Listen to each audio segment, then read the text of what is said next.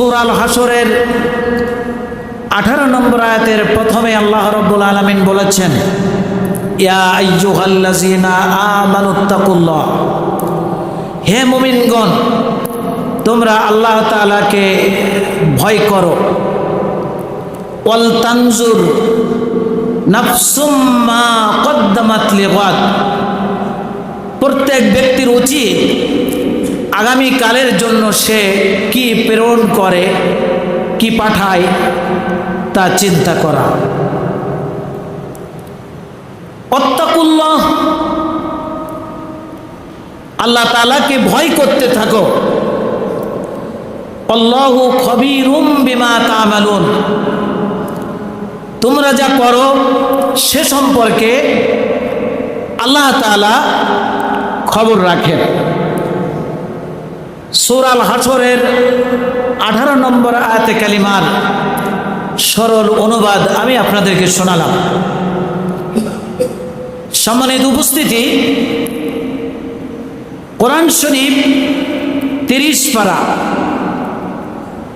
এ কোরআনে কারিমের ভিতরে 114টি সূরা রয়েছে। আশ্চর্যের বিষয় হলো যে আয়াতে কালিমা তেলাওয়াত করেছি, ইয়া আইয়ুহাল্লাযীনা আমানুত্তাকুল্লাহ, কোরআনে কারিমের শুরু থেকে শেষ পর্যন্ত 30 পারা কোরআন শরীফের ভিতরে আল্লাহ রাব্বুল আলামিন 7টি আয়াতের প্রথমে ইমানদার ব্যক্তিদেরকে ডেকে বলেছেন, ইয়া আইয়ুহাল্লাযীনা আমানুত্তাকুল্লাহ, হে মুমিনগণ, হে ইমানদার ব্যক্তিরা তোমরা আল্লাহ তাআলাকে ভয় করো। এরপরে আল্লাহকে ভয় করার পরে 7টি আয়াতে 7টি শর্ত আল্লাহ রাব্বুল আলামিন আরোপ করেছেন। আমরা ধারাবাহিকভাবে কোরআনে কারীম থেকে আলোচনা শুনবো ইনশাআল্লাহ।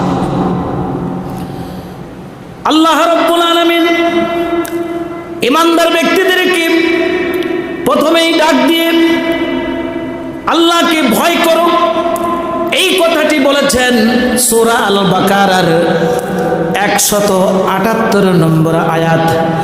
আল্লাহ রাব্বুল আলামিন বলেন, ইয়া আইয়ুহাল্লাযীনা আমানুত্তাকুল্লাহ ওয়া যারু মা বাকিয়া মিনার রিবা ইন কুনতুম মুমিনিন। আল্লাহ রাব্বুল আলামিন বলেন, হে মুমিনগণ তোমরা আল্লাহ তাআলাকে ভয় করো, ওয়াজারু মা বাকিয়া মিনার রিবা, এবং সুদকে পরিত্যাগ করো, ইন কুনতুম মুমিনিন, যদি তোমরা মুমিন হয়ে থাকো। আমার ভাইরা, আল্লাহ তাআলা ইমানদার ব্যক্তিদেরকে ডেকে বললেন আল্লাহকে ভয় করো, সুদকে পরিত্যাগ করো, সুদ দিও না, সুদ নিও না, সুদের লেখক হয়েও না, সুদের সাক্ষী হয়েও না। 4 শ্রেণীর ব্যক্তি জাহান্নামী হবে। বলুন নাউজুবিল্লাহ। আয়াতের শেষ অংশে আল্লাহ রাব্বুল আলামিন বলেন, ইন কুনতুম মুমিনিন, যদি তোমরা মুমিন হয়ে থাকো, ইমানদার হয়ে থাকো, তাহলে তোমরা সুদকে পরিত্যাগ করো। অথচ আল্লাহ রাব্বুল আলামিন যে সুদকে হারাম করলেন, যে সুদকে নিষিদ্ধ ঘোষণা করলেন, রাষ্ট্রীয়ভাবে এই সুদের আইন বাংলাদেশের পার্লামেন্টে পাশ করা রয়েছে, ঠিক কিনা বলুন? রাষ্ট্রীয়ভাবে সুদ চলছে, এনজিওর মাধ্যমে সুদ চলছে। সারা বাংলাদেশের ভিতরে কোটি কোটি নারী পুরুষ সুদের সাথে জড়িত, ঠিক কিনা বলো? সূরা আল বাকারার এই যে আয়াতে কালিমা আমি তেলাওয়াত করেছি, এই আয়াত প্রমাণ করে আল্লাহর কোরআনের আয়াতকে যারা মানে না, সুদকে যারা ছেড়ে তারা মুমিন থাকতে পারে না, ইমানদারের খাতায় তাদের নাম থাকতে পারে না। বলুন নাউজুবিল্লাহ। আল্লাহ রাব্বুল আলামিন 2 নম্বর শর্তের কথা সূরা আল ইমরানের 102 নম্বর আয়াতে বলেছেন, ইয়া আইয়ুহাল্লাযীনা আমানুত্তাকুল্লাহা হাক্কা তুকাতিহি ওয়া লা তামুতুন্না ইল্লা ওয়া আনতুম মুসলিমুন। আল্লাহ রাব্বুল আলামিন ইমানদার ব্যক্তিদেরকে আবার ডাক দিলেন, হে ইমানদার ব্যক্তিরা, তোমরা আল্লাহ তাআলাকে যেভাবে ভয় করা উচিত ঠিক সেইভাবে ভয় করতে থাকো, আর মুসলমান না হয়ে মৃত্যুবরণ করো না। এই মুসলমান মানে হচ্ছে স্যালেন্ডারকারী, মুসলমান মানে হচ্ছে আত্মসমর্পণকারী। আদম সন্তান আল্লাহ ছাড়া আর কারো সামনে স্যালেন্ডার করতে পারে না, আত্মসমর্পণ করতে পারে না। আল্লাহর আইন ছাড়া মানব রচিত আইন মানতে পারে না। কারণ আদম সন্তানদেরকে, মানব জাতিদেরকে সৃষ্টি করেছেন কে? সবাই বলুন, আলা লাহুল খালকু ওয়াল আমর। সৃষ্টি যার, আইন চলবে তার। অতএব আল্লাহর সৃষ্টি জগতে আল্লাহর আইন ছাড়া মানব রচিত আইন, মানুষের তৈরি করা আইন মানুষ মানতে পারে না। ঠিক কিনা বলেন? আমার ভাইরা, আল্লাহ রাব্বুল আলামিন ইমানদার ব্যক্তিদেরকে এবার ডাক দিচ্ছেন। সূরা আল মাইদার 35 নম্বর আয়াতে আল্লাহ রাব্বুল আলামিন ইমানদার ব্যক্তিদেরকে ডেকে বলছেন, ইয়া আইয়ুহাল্লাযীনা আমানুত্তাকুল্লাহা ওয়াবতাগু ইলাইহিল ওয়াসিলাতা ওয়াজাহিদু ফি সাবিলিহি লাআল্লাকুম তুফলিহুন। আল্লাহ রাব্বুল আলামিন ইমানদার ব্যক্তিদেরকে ডেকে বলছেন, হে মুমিনগণ, হে ইমানদার ব্যক্তিরা, তোমরা আল্লাহ তাআলাকে ভয় করো, তার নৈকট্য অন্বেষণ করো এবং তার পথে জিহাদ করো, লাআল্লাকুম তুফলিহুন, যাতে তোমরা সফলকাম হতে পারো। সুবহানাল্লাহ। আমরা শুনছি, আসলে শুধু শুনলে হবে না, বুঝতে হবে। সূরার নাম, আয়াত নম্বর বলে দিচ্ছি আপনাদের সুবিধার জন্য। সূরা আল মাইদার 35 নম্বর আয়াতে আল্লাহ রাব্বুল আলামিন ডাক দিলেন, ইয়া আইয়ুহাল্লাযীনা আমানু, হে মুমিনগণ, ইত্তাকুল্লাহ, আল্লাহ তাআলাকে ভয় করো, ওয়াবতাগু ইলাইহিল ওয়াসিলা, এবং তার নৈকট্য অন্বেষণ করো, ওয়াজাহিদু ফি সাবিলিহি, এবং তার রাস্তায়, আল্লাহর রাস্তায় জিহাদ করো। সুবহানাল্লাহ বলেন। আল্লাহ তাআলা জিহাদ করতে বললেন, আর যারা জিহাদ করে আল্লাহর রাস্তায় তাদেরকে বলা হয় সন্ত্রাস, তাদেরকে বলা হয় জঙ্গিবাদ, তাদেরকে বলা হয় রাষ্ট্রদ্রোহী, মানব জাতির শত্রু। ঠিক কিনা বলো? যারা কোরআন জানে না, যারা কোরআন বোঝে না, তারা যদি এ ধরনের কথা বলে, তারাও মুমিন থাকতে পারবে না, তারা মুসলমান থাকতে পারবে না।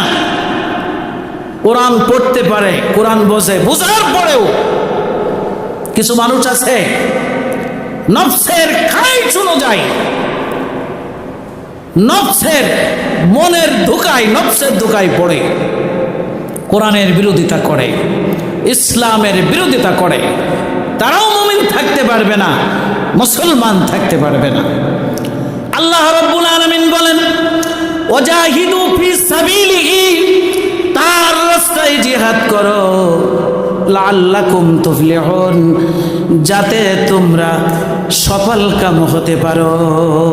সুবহানাল্লাহ।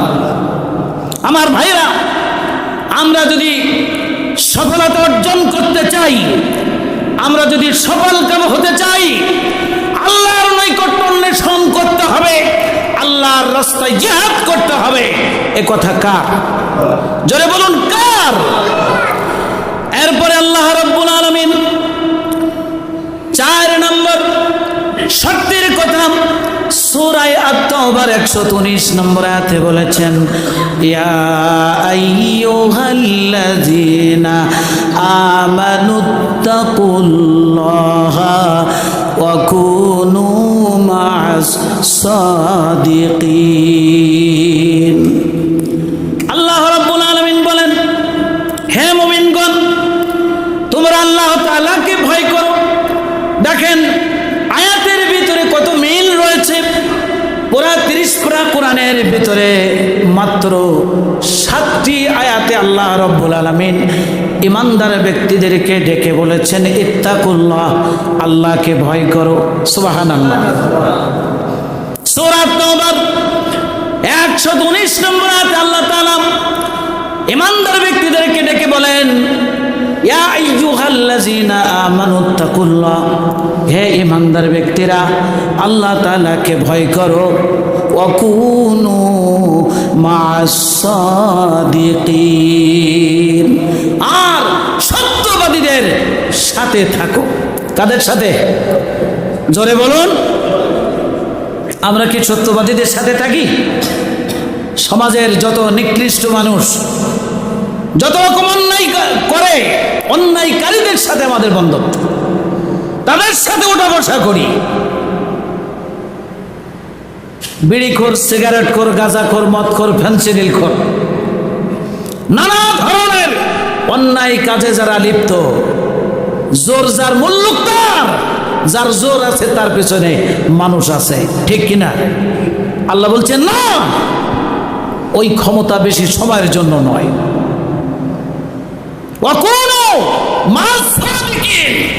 তোমরা সত্যবাদীদের সাথে থাকো। কাদের সাথে? সত্যবাদী কারা? তাদেরকে খুঁজতে হবে, খুঁজে খুঁজে সত্যবাদী মানুষ যারা, তাদের সাথে থাকতে হবে। দেখবেন চোরের সাথে যে ঘোরাফেরা করে, চলাফেরা করে, চুরি করা বুদ্ধি শেখে। চুরি কেমন করে করতে হয় যে জানে না, চোরের সাথে ঘুরলে সে চুরি করা শিখতে পারে, ঠিক কিনা? চোর বলে চল ঘুরে আসি, চুরি করতে সঙ্গে নিয়ে যায়। চোরের সাথে ঘুরলে চোর হবে, ডাকাতের সাথে ঘুরলে ডাকাত হবে, সন্ত্রাসের সাথে যে ঘুরবে, সন্ত্রাসের সাথে যে হবে, সেও সন্ত্রাস হবে, ঠিক কিনা? বিড়ি খাওয়া মানুষের সাথে ঘুরবেন, আপনি বিড়ি খান না, আজ হোক কাল হোক আপনার হাতে দিবে, আপনি 1 টান মারবেন, পরের দিন আপনি বলবেন দাও, 2 টান মারি। এরপরে আপনি যখন কেউ দিবে না, তখন আপনার নিজের পকেটের টাকা দিয়ে বিড়ি সিগারেট কিনে খাবেন, ঠিক কিনা বলেন? গাঁজার অবস্থা একই রকম, ফেনসিডিলের অবস্থা একই রকম, মদের অবস্থা একই রকম, ঠিক কিনা বলুন? খারাপ মানুষের সাথী যারা হবে, যার সাথে যার মহব্বত, তার সাথে তার কিয়ামত, ঠিক কিনা বলুন? আজ দুনিয়া মহব্বত করবেন খারাপ মানুষের সাথে, কিয়ামতের দিন ওই খারাপ মানুষের সাথে আপনার হাসর নাসর হবে। আল্লাহ রাব্বুল আলামিন এবার ঈমানদার ব্যক্তিদেরকে ডাক দিচ্ছেন। সূরা আল আহজাবের 17 নম্বর আয়াত আল্লাহ রাব্বুল আলামিন 5 নম্বর শর্ত আরোপ করেছেন। সূরা আল আহজাবের 17 নম্বর আয়াতে, বিসমিল্লাহির রহমানির রহিম, ইয়া আইয়ুহাল্লাযীনা আমানুত্তাকুল্লাহা ওয়া কুলু কওলান সাদীদা। আল্লাহ রাব্বুল আলামিন ঈমানদার ব্যক্তিদেরকে ডাক দিলেন, হে ঈমানদারগণ, ইত্তাকুল্লাহ, তোমরা আল্লাহ তাআলাকে ভয় করো, অকুলু কওলান সাদীদা, আর সঠিক কথা বলো। ঈমানদার ব্যক্তিদেরকে আল্লাহ ডাক দিয়ে বললেন, আল্লাহকে ভয় করো এবং সঠিক কথা বলো। কেন বললেন? অধিকাংশ মানুষ সঠিক কথা বলে না, এক নম্বর কথা বলে না, দুই নম্বর কথা বলে, সত্য কথা বলে না, মিথ্যা কথা বলে। নামাজ পড়া যেমন ফরজ, রোজা রাখা যেমন ফরজ, হজ করা যেমন ফরজ, যাকাত দেওয়া যেমন ফরজ, বহু ফরজ হুকুম আছে। আল্লাহ তাআলা ঈমানদার ব্যক্তিদেরকে ডেকে বললেন, আল্লাহকে ভয় করো, ওয়াকুলু কওলান সাদীদা, সঠিক কথা বলো। এই সঠিক কথা বলা, ঠিক কথা বলা, এক নম্বর কথা বলা আল্লাহ তাআলা আদম সন্তানের উপরে ফরজ করে দিয়েছেন। যারা কথা বলে, বলার সময় দেখবেন ঘুরাই ফেরাই, আমি যে অপরাধী এটা যেন প্রমাণ না হয়, নির্দোষ প্রমাণ করার জন্য, নিজেকে সেভ করার জন্য কৌশল অবলম্বন করে, ঠিক কিনা? আল্লাহ তাআলা বলছেন, না, সঠিক কথা বলো। বিভিন্ন সময় কারো বিরুদ্ধে মামলা হলো, সাক্ষী নাই, মিথ্যা সাক্ষী তৈরি করা হয়, মামলাও মিথ্যা, সাক্ষীও মিথ্যা, ঠিক কিনা বলেন? কথা বললেন না যে? শুধু আমাদের এই সাতক্ষীরা জেলা নয়, সারা বাংলাদেশে, শুধু সারা বাংলাদেশে নয়, মহাভারতে নয়, সারা বিশ্ব জুড়ে চলছে মিথ্যার পাইতাম। মিথ্যা মামলা, মিথ্যা সাক্ষী, মিথ্যা সাক্ষীতে নিরপরাধ মানুষের আসামি হতে হয়, তাকে রিমান্ডে নেওয়া হয়, অমানসিক নির্যাতন করা হয়, আসামি বানায়া কারাগারে ঢুকানো হয়। মিথ্যা মামলায় কারো যাবজ্জীবন কারাদণ্ড হয়, কারো আমৃত্যু কারাদণ্ড হয়। মিথ্যা মামলায় কত মানুষকে ফাঁসির কাস্টে ঝোলানো হয়েছে, ঠিক কিনা? একটু জোরে বলেন, ঠিক কিনা? আল্লাহ তাআলা বলছেন, ওয়াকুলু কওলান সাদীদা, হে ঈমানদারগণ, আল্লাহকে ভয় করো, সঠিক কথা বলো। আল্লাহ রাব্বুল আলামিন এবার ঈমানদার ব্যক্তিদেরকে ডাক দিলেন।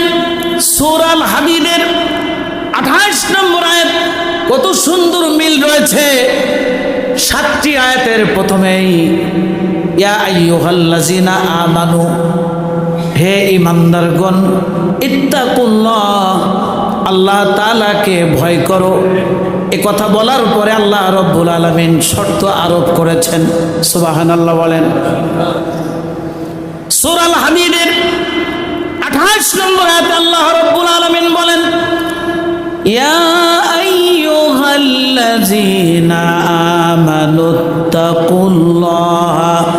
ওয়া আমিনু বিরাসূলিহি ইউতিকুম কিফলাইনি মির রাহমাতিহি ওয়া ইয়াজআল লাকুম নূরা। আল্লাহু আকবার। আল্লাহর কোরআন, আমার ভাইরা, আল্লাহ রাব্বুল আলামিন ঈমানদার ব্যক্তিদেরকে ডাক দিয়ে বলছেন, ইয়া আইয়ুহাল্লাযীনা আমানুত্তাকুল্লাহ, হে মুমিনগণ, হে ইমানদারগণ, ইত্তাকুল্লাহ, আল্লাহ তাআলাকে ভয় করো। ওয়া আমিনু বিরাসূলি, এবং তার রসুলের প্রতি ঈমান আনো। সুবহানাল্লাহ। আল্লাহর উপর ঈমান আনতে হবে, আল্লাহ রসুলের প্রতি ঈমান আনতে হবে। ঈমান মানে বিশ্বাস। ঈমান মানে কি? সবাই বলুন। ওয়া আমিনু বিরাসূলি, তার রসুলের প্রতি বিশ্বাস স্থাপন করো। যদি আল্লাহকে ভয় করে তার রসুলের প্রতি তোমরা যদি বিশ্বাস স্থাপন করতে পারো, ইউতিকুম কিফলাইনি মির রাহমাতি, বলুন আল্লাহু আকবার। তিনি নিজে, তিনি কে? জোরে বলুন। আল্লাহ। তিনি নিজে তার অনুগ্রহের দ্বিগুণ অংশ তোমাদেরকে দিবেন। সুবহানাল্লাহ। শর্ত হলো রসুলের প্রতি বিশ্বাস স্থাপন করা।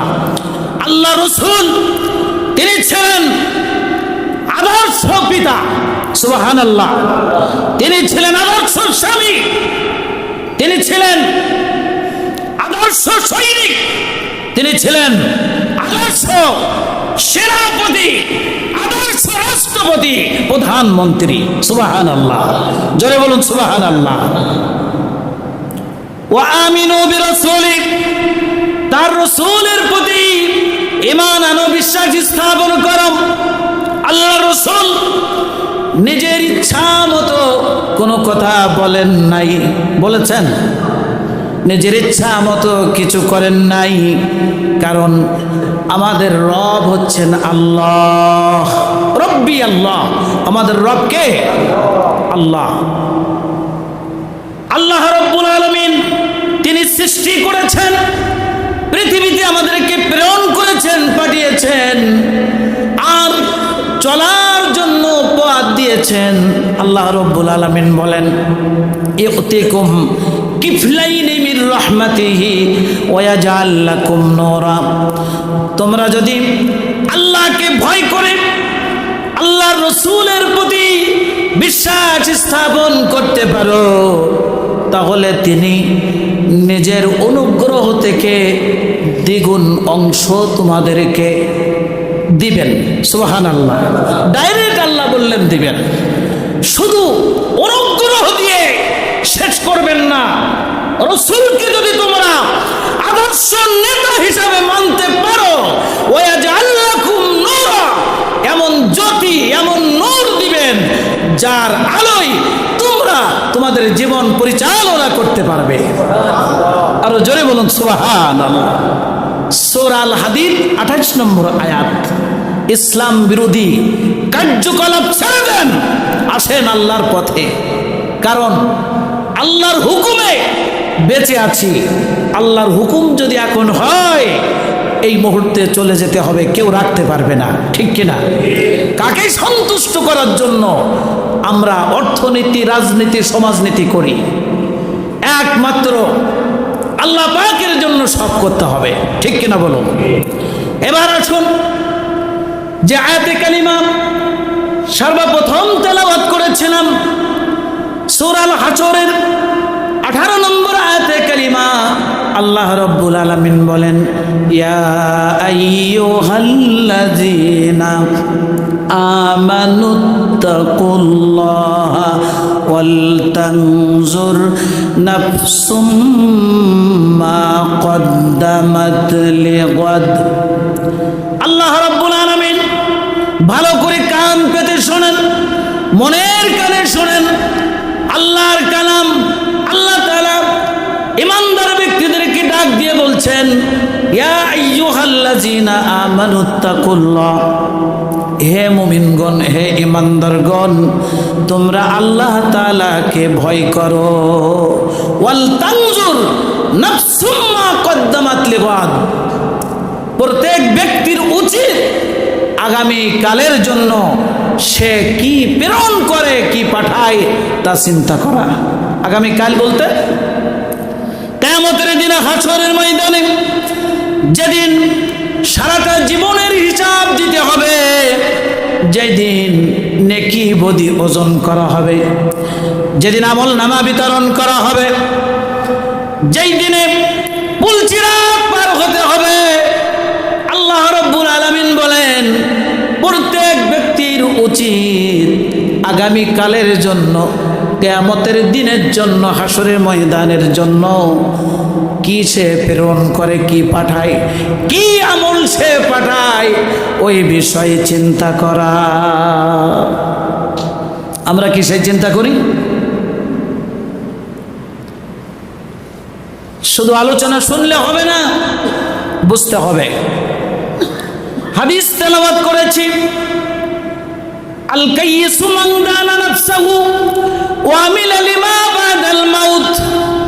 রাসূল করিম সাল্লাল্লাহু আলাইহি ওয়াসাল্লাম বলেছেন, প্রকৃত বুদ্ধিমান সেই লোক যে নিজের নফসকে নিয়ন্ত্রণ করে। কি নিয়ন্ত্রণ করে? নফসকে নিয়ন্ত্রণ করে। আমরা নফস নিয়ন্ত্রণ করতে পারি নাই। যদি নফসকে নিয়ন্ত্রণ করতে পারতাম তাহলে মিথ্যা কথা বলতাম না। নফসকে নিয়ন্ত্রণ করতে পারলে খারাপ পথে চলতাম না, খারাপ চিন্তা করতাম না। ঠিক কিনা বলো? নবীজি বলেন, আল কাইয়িসু মান দানা নাফসাহু, প্রকৃত বুদ্ধিমান সেই লোক যে নিজের নফসকে নিয়ন্ত্রণ করে, ওয়া আমিলা লিমা বাদাল মাউত, আর মৃত্যুর পরের জীবনের জন্য আমল করে, কাজ করে। প্রকৃত বুদ্ধিমান মৃত্যুর পরের জীবনের জন্য আমল করে। মৃত্যুর পরের জীবন কবরের জীবন, হাসরের ময়দান, এরপরে অনেক ঘাটি রয়েছে। আমার ভাইরা, তো বুদ্ধিমান সেই লোক যে নিজের নফসকে নিয়ন্ত্রণ করতে পারে আর মৃত্যুর পরের জীবনের জন্য আমল করে। এরপরে নবীজি বললেন, ওয়ালা জিসু মান আতবা নাফসাহু হাওয়াহু ওয়া তামান্না আলাল্লাহ, এবং নির্বোধ ও অক্ষম সেই লোক যে নিজেকে নফসের মনের উপরে ছেড়ে দিয়েছে, মনে যা চাই তাই করে, নফসের গোলাম বানিয়েছে। এবং ওয়ালা আজিজু মান আতবা নাফসাহু হাওয়াহু ওয়া তামান্না আলাল্লাহ, নির্বোধ অক্ষম ওই লোক যে নিজেকে নফসের খাইশ অনুযায়ী মনের ইচ্ছা মতো ছেড়ে দিয়েছে এবং আল্লাহ তাআলার কাছে কিছু পাবার আকাঙ্ক্ষা করে। কিছু মানুষ আছে না, নানা ধরনের অন্যায় কাজ করে আর মনে করে আল্লাহ আমাকে মাফ করবে। ঠিক কিনা বলুন? আল্লাহর নবী বলছেন এটা নির্বোধ, অক্ষম, এর কোনো পরিত্রাণ নাই।